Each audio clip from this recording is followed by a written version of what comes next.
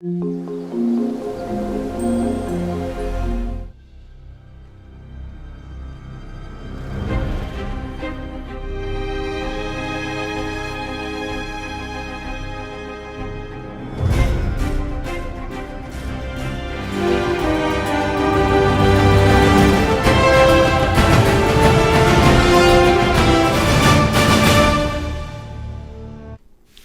علیکم دوستو، آج ایک نئی اور تازہ ویڈیو کے ساتھ ایک بار پھر آپ کا دوست حاضر ہے۔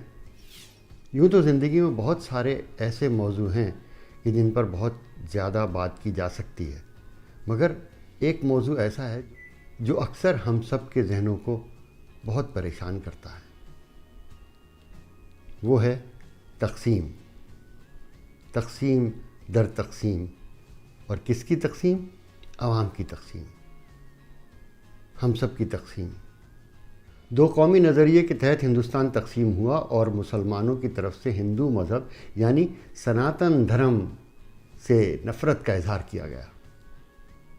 ہندوؤں سے جان چھڑا کر متحدہ پاکستان بنایا گیا اور بظاہر مسلمان قوم متحد ہو کر سامنے آئی، لیکن ہم نے دیکھا کہ صرف 24 سال کے قلیل عرصے میں بنگالی اور غیر بنگالی تعصب کی بنا پر متحدہ پاکستان دو ٹکڑے ہو گیا۔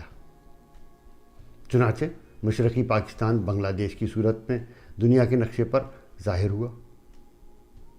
اب باقی بچے پاکستان میں اصولی طور پر تو عوام میں باہم کوئی نفرت ہونی ہی نہیں چاہیے تھی، مگر پھر نہ جانے کیسے شیعہ کافر کا عجیب نعرہ سننے میں آیا۔ بعد ازاں شیعہ سنی کا بھرپور تصادم ہوا اور عوام دو فرقوں میں بٹ گئے۔ پھر شیعوں میں ہی نظریاتی طور پر مزید گروہ بن گئے اور دیکھتے ہی دیکھتے سنیوں میں بھی بے شمار فرقے ظاہر ہونا شروع ہو گئے، اور طرفہ تماشا یہ کہ سب گروہ ایک دوسرے کو کافر قرار دینے لگے۔ اسی تقسیم اور گروہ بندیوں کے دوران ہی آئینی طور پر قادیانیوں کو غیر مسلم قرار دے دیا گیا۔ بات یہیں پر ختم نہیں ہوئی، نہ جانے کیا جادو ہوا کہ یکایک زبان کی بنیاد پر نفرتیں پیدا ہونی شروع ہو گئیں۔ پھر کیا تھا، قوم پرستی کی مختلف تحریکیں زور پکڑنے لگیں۔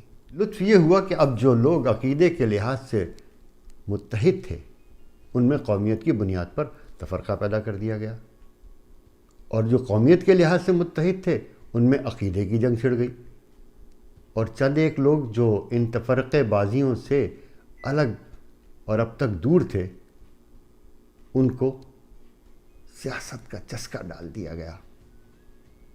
چنانچہ وہ جمہوریت پکارتے ہوئے مختلف سیاسی پارٹیوں میں شامل ہو کر ایک دوسرے پر ملک دشمنی یا غداری کا الزام لگانے لگے اور مزید تقسیم ہو گئے۔ اچھا، تقسیم کا عمل یہاں پر ہی ختم نہیں ہوا، بلکہ عوام کو معاشی طور پر تنگ دست بنا کر خاندانوں اور گھروں میں دشمنی کا بیج بو دیا گیا۔ چنانچہ اب صورتحال یہ نظر آ رہی ہے کہ ملکی سطح پر سیاسی پارٹیاں ایک دوسرے کی دشمن، صوبائی سطح پر ایک صوبہ دوسرے صوبے کے خلاف، شہری سطح پر قوم دوسری قوم کے خلاف۔ ہر زبان بولنے والا اپنی زبان کو دوسرے کی زبان سے برتر تسلیم کروانے پر بضد ہے، اور ایک عقیدے والا دوسرے عقیدے کے شخص کو کافر سمجھنے لگا۔ مزید یہ کہ ایک ہی گھر میں رہنے والے اپنے اپنے خیالات اور سوچ کی بنیاد پر ایک دوسرے کے دشمن بن گئے۔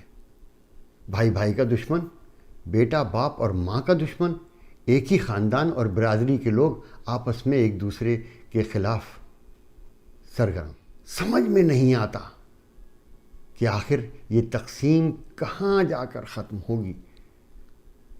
بقول غالب کے، یوں ہی روتا رہا غالب تو اے اہل جہاں، یوں ہی روتا رہا غالب تو اے اہل جہاں، دیکھنا ان بستیوں کو تم کہ ویران ہو گئیں۔ تو دوستو، اب ہم چلتے ہیں اپنے اگلے سیگمنٹ کی جانب. ایک بہت خوبصورت غزل آپ کی خدمت میں پیش کر رہا ہوں. یہ غزل وامق صاحب کی لکھی ہوئی ہے. اپنی گزری ہے زندگی ایسی، سرد موسم کی چاندنی جیسی، آج محفل میں ہو گیا تنہا، آج محفل میں ہو گیا تنہا، سچ کی عادت پڑ گئی کیسی، دن نکلتا ہے رات ہوتی ہے، اور ہوتی ہے زندگی کیسی، ایک مشت غبار ہے لیکن